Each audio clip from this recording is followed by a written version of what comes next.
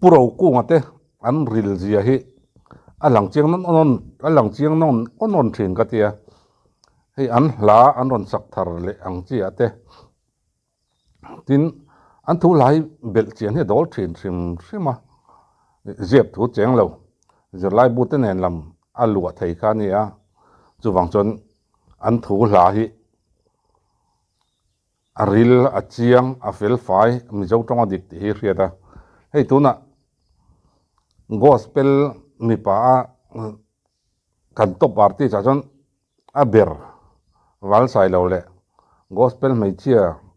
a chonin a ber zoram chani kan gospel to party te pani sial lutuk tak main mana kan nun luiti puro kong lanon kovara nal em mai ni en pode se en podang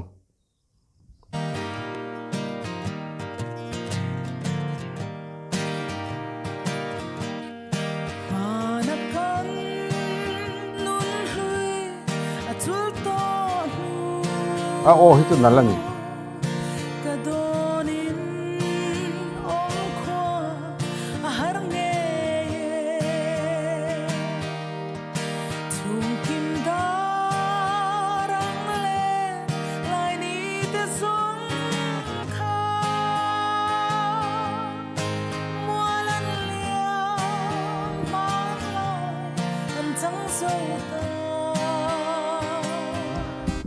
lok tlai lu le main hei ka en tiracha karil ro lo optin an pania an live po karil ro op de pakachu wan sai lawa a ting tang per hi na puro ku ngate hun lai rai ma kha kho pang deu ni per au ma mia musician ani lawa a kriata singer ania a guitar per trăng kual koi vel enga mokhi mu nom ran pa rim tin ma ni ti dan te mi ti dan ni mi lo ma ni ti dan te a ran pa nei hi nia hei ngai na om em na pakhat ani trademark seal deu hi nei thina zoram chani anal tol ma hei engla mai po hi asanala hemi te pani leng zeman kal lo hi chu tuna kan leng zem sa thin ho tan hi jon lom hlia na thaman in ka ria an pani sai lo leng zema la om se zoram chanin leng zem hi ron save tangat se tuna kan leng zem sau hi nek chua turin ngain ka ria tin rimoi kalphung an thak don hrim ti a khia hemi te pani hian anon vor vai chon tuna tam tak top artist anga kan nei te tin lar ve tak ang chi ho te rimoi kalphung le zaidan kalphung chu an pet chuak don ti a riat chian sa renga chuwang chonin emi te pani hian ti la tong kamoi lo ni lo chu zoram chani le wal sai lo hian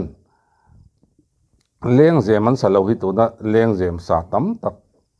enge mo chen hi chu lom hlia torin ne rengot mai ni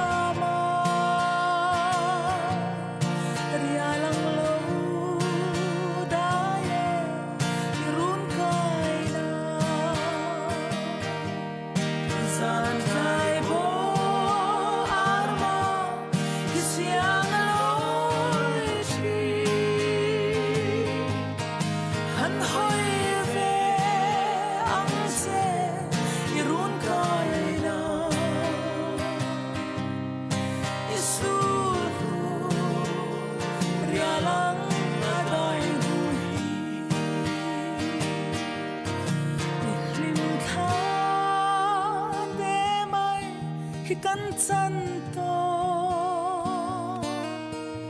yan ka biak le mi thang si lo thi rang te om ko har min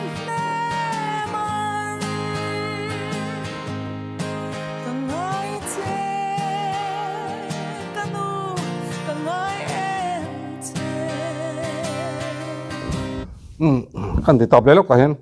hei zoram chani pathian fakma hla pialama leng long te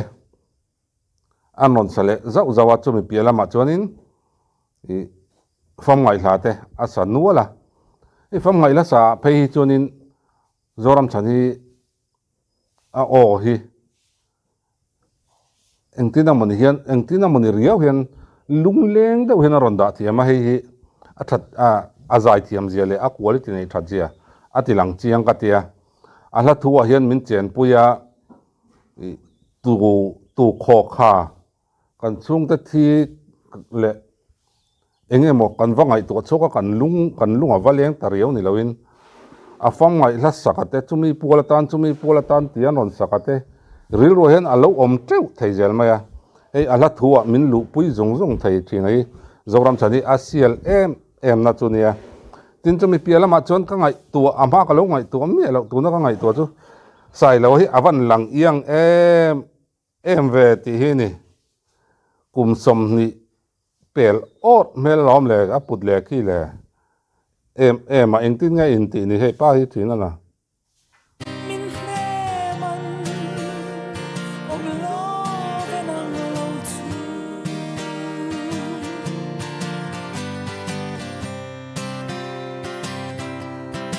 mana chuan run mum aleng kan ni tu na ero kar mi lo dan ta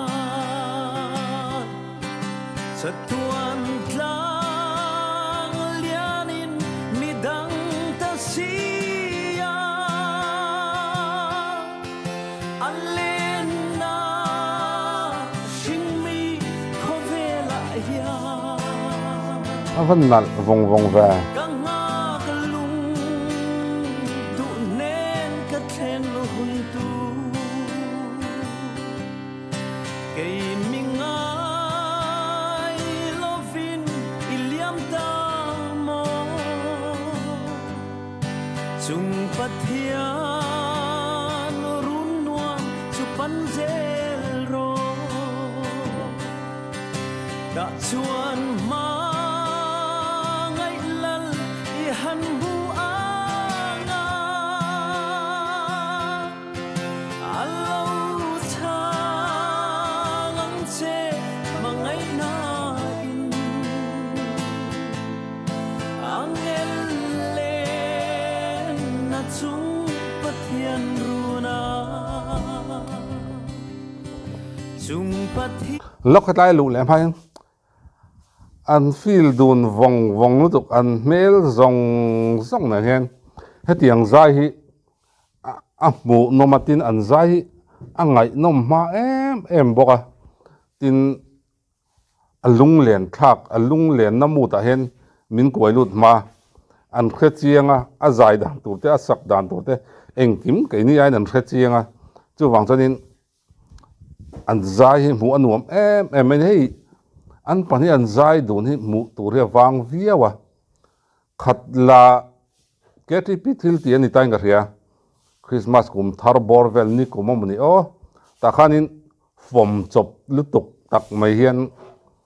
an pani nan agu chawa Christian labumin keu noka anon sa zai tiam quality nei tha an ni le pathian fak mi an ni hi a hriat ngoya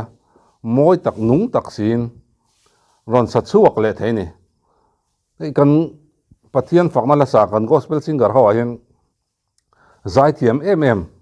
amara chu nunga zai hlei thei mi lo tiang chi an kat nok ania ngai thaula lo ngai tu ve neu maula kami ka sai rol pokan gospel singer ni si zai nung hlei thei lo pathian aron tlem pathian a po tlem ani ti hriat thalai vela in mangna sa chung vela chonin aron in vor chawa an zai theya aron zai ta top ron zai ve no khatiang chi kha an kat nu kania ve thawina chu wang chonin nung taka an zai thei thinai a fak oma tin he hla anon salengat alung len thak vong hen ka thina kangai thano na internet kan nei chelu tu ka ain upload le thei lawa chu wang chanin hei atira phei kan atira khan en ka tuma buffer char zel mai ni ka tiang kan ni kan location hen tun lai internet a chelu tu ka engen ni ve ka fellow yan run nuam chu theng ila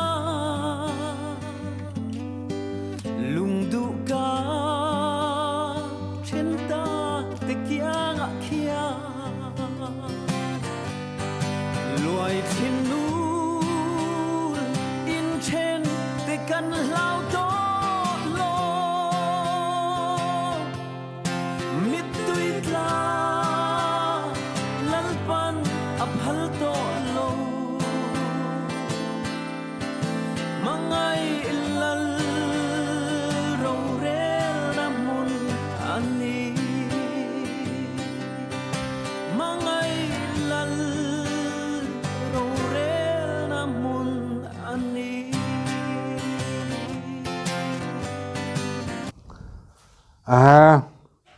vanal vong ve hemi te pani zai du ngat chu